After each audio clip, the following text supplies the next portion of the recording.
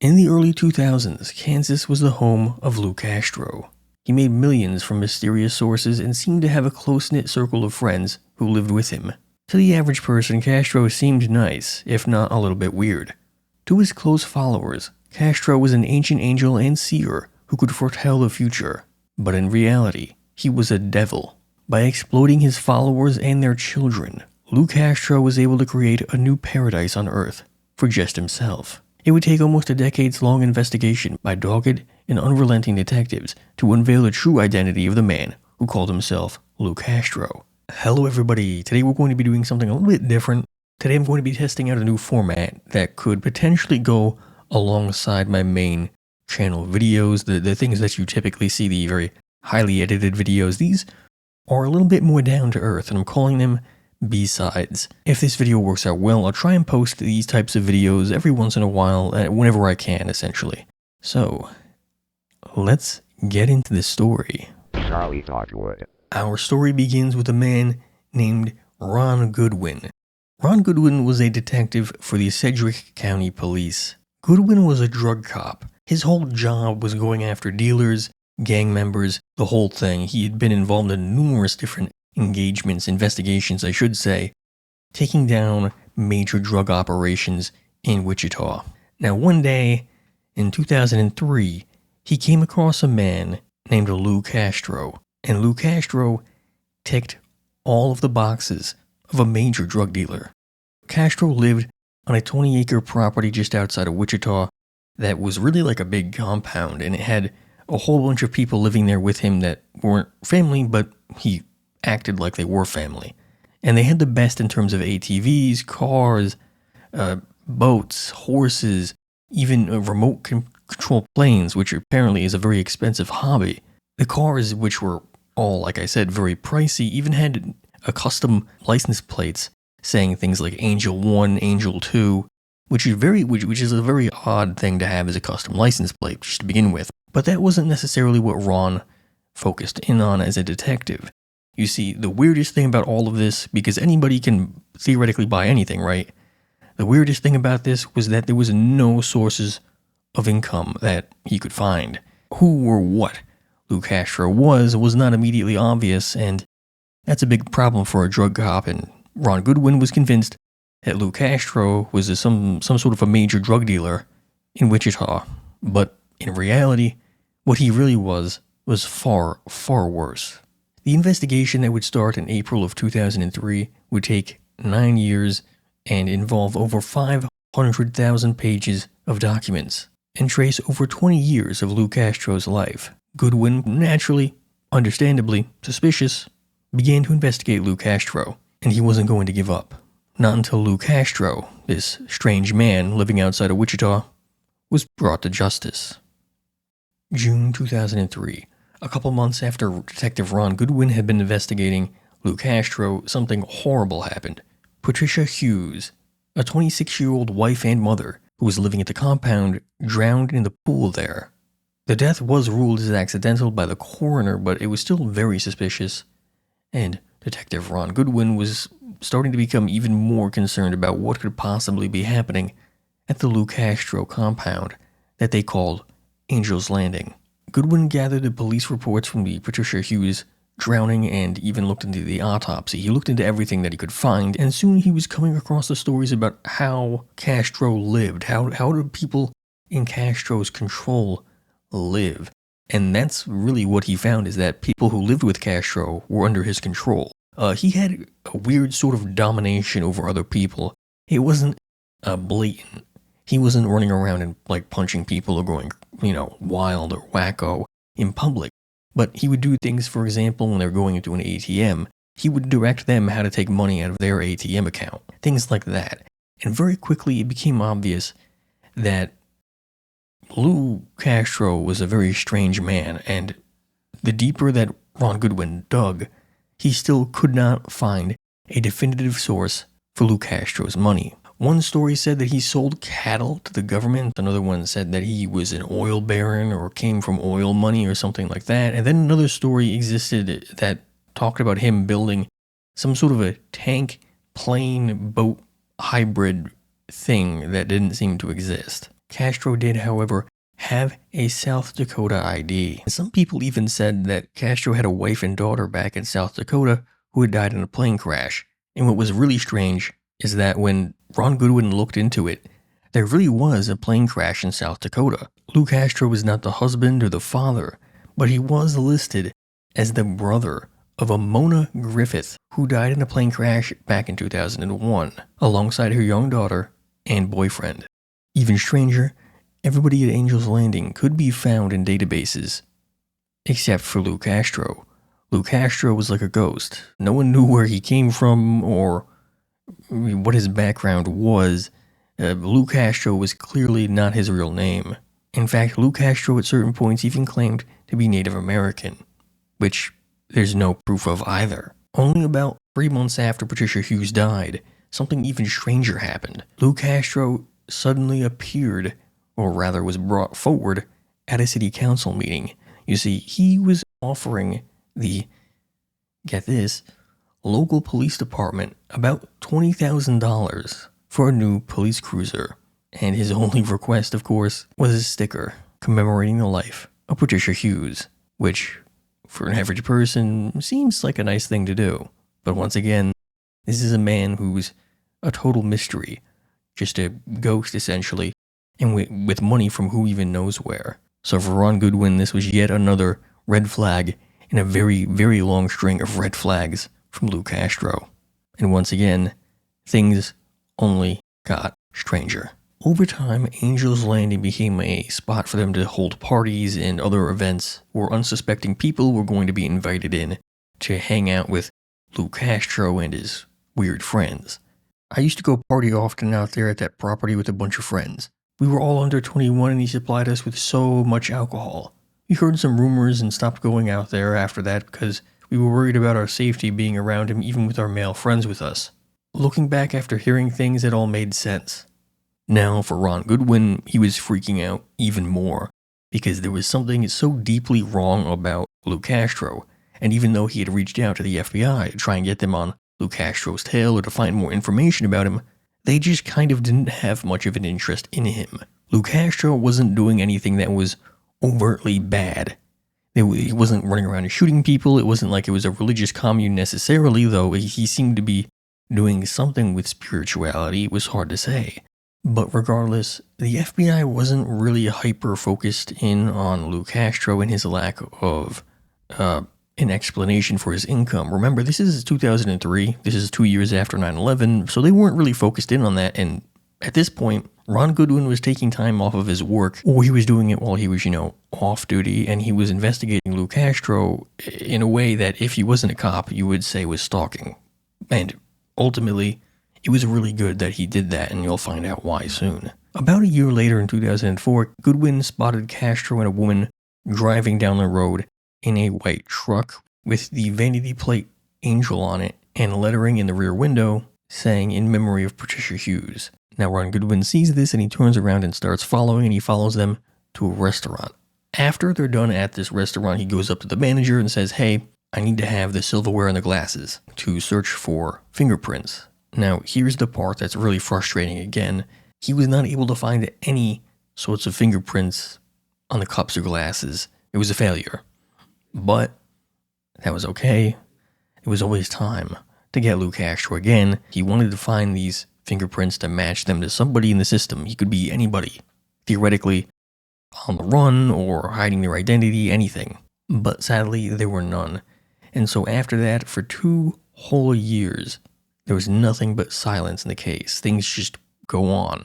It's as though nothing's happening. Luc Castro is still living his old, everyday life, and Ron Goodwin is just kind of left wondering what the hell's going on. Then, in 2006, something huge happens. The husband of Patricia Hughes died in South Dakota. He was working under a car when the jack failed and he was crushed. Dead instantly. Nothing that could be done. So that makes 3 fatal accidents in 5 years. A plane crash, drowning, and now a car crushing a man. 5 dead. Each incident, as Ron Goodwin would find out, was connected to an insurance payout. For Patricia Hughes alone, it was over $1 million. But what was really weird was that none of these payouts were connected to Lou Castro. So it wouldn't set off alarm bells in any insurance companies or anything like that, or police officers necessarily, because it wasn't going to Lou Castro. It wasn't going to one person. But the point is that around Lou Castro, 5 people were dead in about 5 years in really bizarre accidents. That's not normal. Now Ron Goodwin was certain that Lou Castro was up to no good. At the time, Goodwin was investigating Crips in Wichita, so he didn't have time for Lou Castro. And so 2 more years passed by until the 22nd of September, 2008. Jennifer Hudson, a mother of 2 young girls and a real estate agent in the local area, drove straight into a dump truck. Her death was hair-raising to begin with, and some did say that it was accidental, but she drove, like I said, straight into a dump truck, and it became clear that Jennifer Hudson's death was not accidental, because she was directly connected to Lou Castro, as were her daughters. For Goodwin, I imagine that this was pretty infuriating. I know I would be pretty pissed off if the guy I was investigating just kept getting away with mysterious deaths around him. It was too much. Was he killing them? Was he directing them to kill themselves? What was happening? What were the specifics? There were too many things left uninvestigated because Goodwin simply couldn't investigate. The cult of Luc Castro was too tight-knit, and he had gotten way too many chances, and the FBI and the local police just kind of let him do whatever he wanted because they were not investigating. So Goodwin got advice from another detective telling him to basically just go after Castro. Go directly to him. And that's what Ron Goodwin did. He showed up at Lou Castro's home and basically just invented a story about burglaries. He said that there was a series of burglaries in the area. Do you know these people? He handed them photos. Do you know these people? Do you know where they were from? Do you have any idea? Have you seen anything suspicious? And he was hoping, just praying, that by holding on to these photos, that Lou Castro would leave a fingerprint. Even just one would be okay, because you could work with that. That's something that could do something. But unfortunately, somehow Lou Castro never left a fingerprint on the photos. He seems like he didn't hold the photo in a normal way, like this, instead of maybe like this. And so he didn't leave any fingerprints on the photos. It was yet another dead end. He even gave the detectives, Ron Goodwin apparently went with somebody else, a fake social security number. The social security number actually went to an old woman, not Lou Castro. So it was yet another dead end, and now Ron Goodwin was wondering, when would the next body come? When would the next person have to die? Because it was clear now that Lou Castro was somehow involved in these people dying. Another 2 years pass. The Wichita FBI office gets a tip. The mother of the boyfriend of one of the daughters of Jennifer Hudson, who had died just a while prior, had made a complaint against Lou Castro. Castro was alleged to have raped the young girl. From then on, Castro and his cult would be watched by Ron Goodwin, the local police, and finally, the FBI. But not too long after this, Castro and his entourage, his cult, ended up picking up everything, selling, and leaving. For a while, they had no idea where these people went. From January 2010 onwards, they had no idea. It was as though Lou Castro and his friends had disappeared. But finally, thankfully, they managed to track down Lou Castro and his cult to Tennessee. It was a pretty big move. The cult in general was very nomadic. Like I said, you had Wichita, Kansas, then you had South Dakota, and then finally, we have Tennessee. Once the authorities had found the property, they started to watch, every day, watching Lou Castro and trying to figure out what he was doing, what was going on there, why was so much money being spent by Lou Castro and his cult. Where were they getting the money? After Lou Castro had moved in, he almost immediately took out a life insurance policy on a young girl who was also at the compound in Tennessee. The FBI and Ron Goodwin would need to move fast, because Lou Castro was about to strike again. It was either figure out how to get Lou Castro behind bars, or that child was going to die, and the insurance money was somehow going to go to Lou Castro. Now, for some reason in Tennessee, Lou Castro took on a new identity. We're not really sure why he decided to do this, but he told everybody in his cult, "Call me Joe now." And he started to go by the name of Joe Venegas. Totally different identity. We're not really sure where it came from, but he ended up going to a bank. And inside that bank, he made a signature under the fake name Joe Venegas, which is obviously, very illegal. And even better, it was caught on CCTV. So we didn't need to worry about Lou Castro anymore because he had been captured. The FBI and local police showed up at his door with a search warrant and a warrant for his arrest. Lou Castro was arrested for bank fraud, and his whole compound, really more like just a home in Tennessee, was searched. Now, not only was Castro in their custody and not able to take any more lives or influence people to take their own lives, Lou Castro was now going to be able, finally, to be fingerprinted. But the fingerprints weren't in the database. There was no hits, nothing. Nowhere that they looked, they could find a match for Joe Venegas or Lou Castro's fingerprints. It was like he was a ghost all over again. He remained a mystery. And because he wasn't forthcoming with his actual identity, when they went to actually lock him up in the jail, they just used the name John Doe. This is the first and only time I've ever seen this happen. I'm sure it happens occasionally, but usually, they figure out who you are. But for me, it's rather shocking and really a testament to how well Lou Castro was able to hide his identity, how deep it went. Because like I said earlier, Lou Castro was not really Lou Castro. Lou Castro was someone else entirely. That didn't matter though, because now for 2 years, Lou Castro, or Joe Venegas, or whatever his name was locked behind bars, serving out his sentence. They had 2 years before he would reach the outside free world again, and then would become dangerous and probably rather hard to track down. So they needed to go hard in their search and look everywhere to try and find anything to extend his prison sentence. The cult members were questioned afterwards, but they didn't reveal too much information, but the little bit that they did reveal was rather odd. Castro would act as though he had different personas. Daniel, Arthur, Amber. These were good and bad angels that inhabited his body. Castro told his followers he was special. Castro said that he was a seer and could see the future. And there was something otherworldly about Lou Castro, and he proclaimed his followers angels in their own right. He claimed to have a special connection to God, and through him, so did they. But they gave up nothing about Castro's actual identity. May of 2010, the detectives get a call from the mother of Patricia Hughes, and suddenly she has this profound discovery. I'm not really sure why it took this long, but she remembered that Patricia Hughes once dated a man named Daniel Perez. Perez and Castro were identical.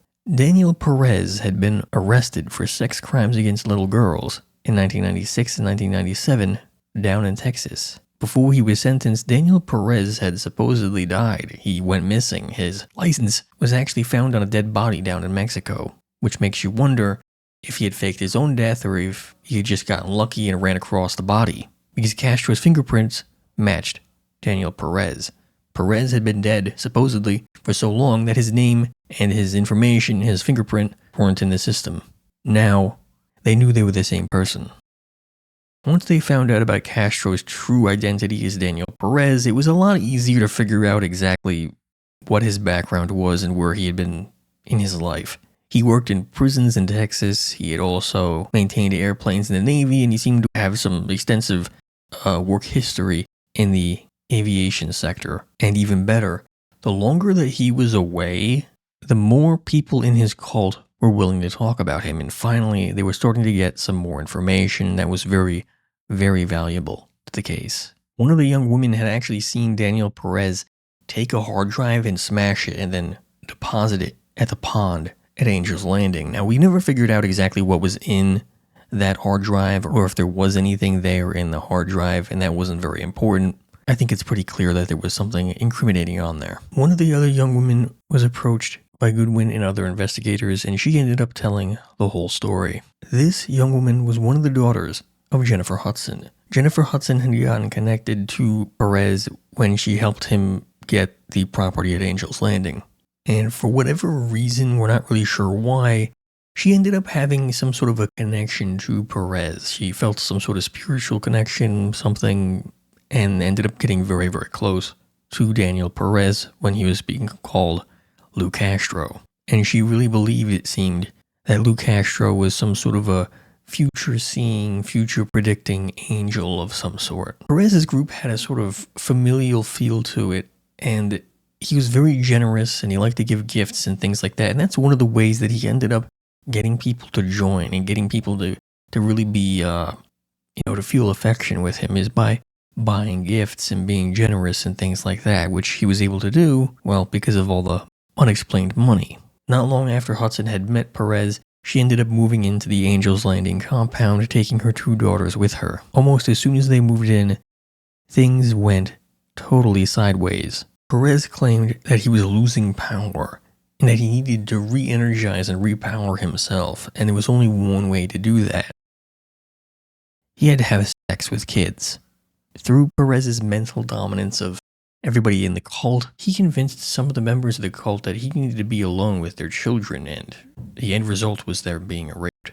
As soon as Hudson and her 2 daughters moved in, the attacks against them began. Perez claimed that he was going to fix them. He threatened, even when they tried to refuse, he threatened them with death and threatened to kill their father, and even fired a bullet off at one of their heads. Sometime after the death of Jennifer Hudson, the eldest daughter of Jennifer Hudson ended up meeting a guy, and they ended up starting to date. And one day at his home, she ended up speaking with the mother and ended up essentially admitting that Lou Castro had raped her. It's a bit more detailed than that, and it's not just one incident, but a series of incidents that we don't really need to go into. But the point is that she admitted not really understanding what had happened to her fully. And she admitted this to the boyfriend's mother, who then ended up informing the FBI, and that's how the FBI tips came into being. After the arrest of Perez, the youngest daughter of Jennifer Hudson ended up talking to the investigators, and she gave the full story of what actually happened to Patricia Hughes. You see, she told investigators that Perez had told her to lie to the police and that she had heard a splash and all these other fake details.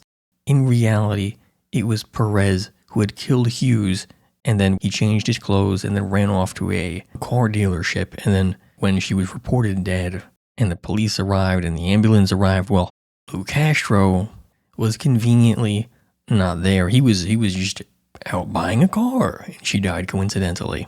Convenient. And that's ultimately what allowed him to escape any sort of investigation or deep investigation in that case, until that youngest witness, the fake witness, or rather the real witness, who was made into a fake witness by Daniel Perez, when she came forward, led to the collapse of the house of cards that Lou Castro, Daniel Perez, had been building for years. You see, Hughes and the others who had died, the process was quite simple. Perez would take out a life insurance policy on whoever his next target was. Then he would tell them that, oh, you're going to die. I can see the future. You're going to die, but you're going to come back. And then, of course, we get that situation where now Perez was either going to get them to kill themselves, like in the case of Jennifer Hudson, or even worse, like in the case of Patricia Hughes. Obviously, he was more involved than he might want to let on. So, after that, then what happened? Well, for life insurance policies, there are payouts, right? But you can select who they would get paid out to. And these life insurance policies would never actually pay out to Lou Castro. Rather, they would pay out to other people in the cult. And for that reason, Lou Castro was never investigated, and there were no never any red flags or anything like that would pop up, because Lou Castro wasn't on any of these sheets. He wasn't connected to any of this. Instead, the money was going to his followers, and his followers would then allow him to take out money from ATMs as he directed, because Lou Castro was domineering. He was dominating them. And then Lou Castro would use these payouts to live lavishly.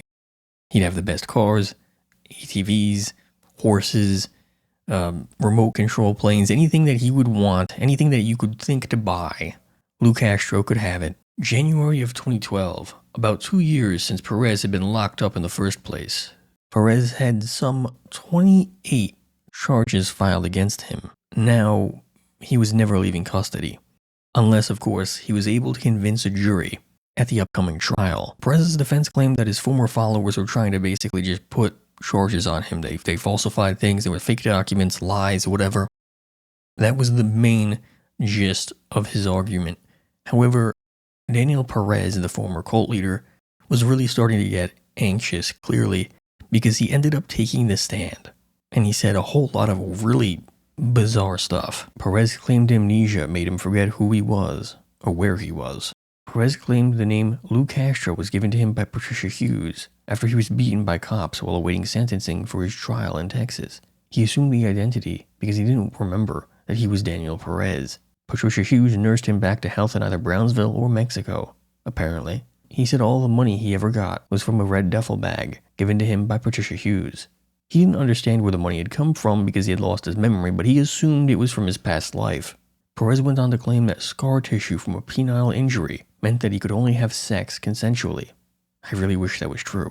Perez also claimed that seer was a turn of phrase and dismissed any claims of special powers. The real kicker, though, was that when Perez was testifying, he said that he never claimed to be special in the sense that he was a special person, like that he had special powers or anything like that. Rather, that he had been in special education. During the trial, Perez also tried to push pretty much everything he could onto Patricia Hughes, even claiming that going to Wichita was her idea.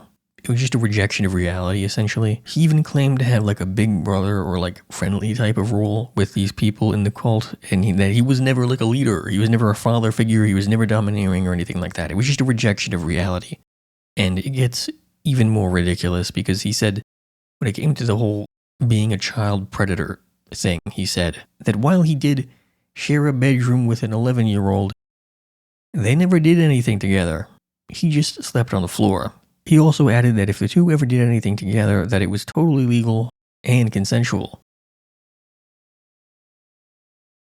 I don't believe you. February 18th, 2015. Daniel Perez was convicted of his many crimes. Perez was handed down 2 life sentences, plus a little over 34 years, on 28 different convictions. However, only Patricia Hughes would have her murder trial occur. The rest of the victims would never have their day in court, and officially remain unsolved. But in reality, we know that Daniel Perez was involved, at least in some capacity, in each and every death surrounding him. 1 first-degree murder, 8 counts of rape, 8 counts of other sex crimes, 8 counts of making false writing, and 3 counts of aggravated assault. So let's talk a little bit about Daniel Perez, Lou Castro, Joe Venegas, John Doe. He really doesn't jump out too much as far as like cult leaders go. I think he's fairly typical, really. Self-obsessed, egotistical, domineering, uses people as objects. It's all very common, very greedy, only interested in things that are associated with what pleasure he can get out of life, right? He took a promise that he gave other people, these people, he was an angel, and that they were angels too, and they were doing good things for the world, right? All these nice, wonderful things, and he used that promise to justify all sorts of really awful, horrible things, and it was only for his purposes. That's very typical for a cult leader. Cult leaders serve themselves, right? And so the thing that really jumps out to me, as somebody who kind of researched this case, was the fact that parents really just did not seem to care about what he did to the kids. What kind of bizarre, like, leap in logic allows that to happen? How do you go from weird religious beliefs, he's a future seeing angel, he needs to rape my kids? How does that happen? Somebody who has weird ideas about religion, and then you have Mr. Future Seeing Angel Man, Luc Castro, aka Daniel Perez, doing his thing, and they get suckered in by him, but then the jump to, okay, now he has to rape children. Very bizarre. It's very, very strange and very bizarre. Now, there were some seemingly logical, I don't want to say logical necessarily, but you can understand how someone would go from A to B to C for certain ideas or religions or cults or political groups, ideologies, so on and so forth. A lot of times there's like a logic there, even if it is like really disturbed, really demented, really messed up. You know, there's a logic there. Here, I legitimately do not understand, and I can't fathom how you would justify that. And I guess at a certain point, you'll believe anything. And so he was able to use that to his advantage. He had this extreme narcissism, and he wanted power and control, and he wanted all of this wealth, all of this money, all of these cars, ATVs, anything that he could want, properties, everything. He wanted everything for himself and no one else. And he didn't care what he had to do to get all the pleasure he wanted in the world. I do want to take a moment to acknowledge Ron Goodwin, though, because he, as a detective, he's exactly the kind of guy you want on the police force. He's dogged. He knows his stuff. He goes after the guy until he gets him. And that's really who you want on a police force as a detective. And I have to, shout out to him. He did an awesome job with this case, because without him, there was a fairly decent chance that Lou Castro never gets arrested, or not Lou Castro. In my head, he's Lou Castro because I said Lou Castro throughout the entire video, right? But really, he's Daniel Perez. Without that, Daniel Perez is probably still wandering around. He's still doing things. He probably still has his cult. It could be going on to this very day. There's a chance that happens. And it was the efforts of Ron Goodwin, a couple other investigators as well, but primarily Ron Goodwin and also the FBI, who managed to bring down Luc Castro, aka Daniel Perez. Now, to give my final thoughts on Daniel Perez, he didn't care who he had to hurt. He didn't care who he had to take, or what he had to take, or what he had to do to get what he wanted. He wanted pleasure and things that gave him pleasure. And he used other people as toys, as things, as objects. He doesn't see other people as people. He is a true psychopath, and one you have to be very careful of. Thankfully, Lou Castro is still behind bars as we speak, and is never, ever getting out. To quote a victim, while other 13-year-olds were getting boyfriends and holding hands, I was holding on to my secret and losing the people I loved one by one. When other 16-year-olds were experiencing the freedom of learning how to drive and planning parties with their friends, I was planning my own death every day when I drove to school.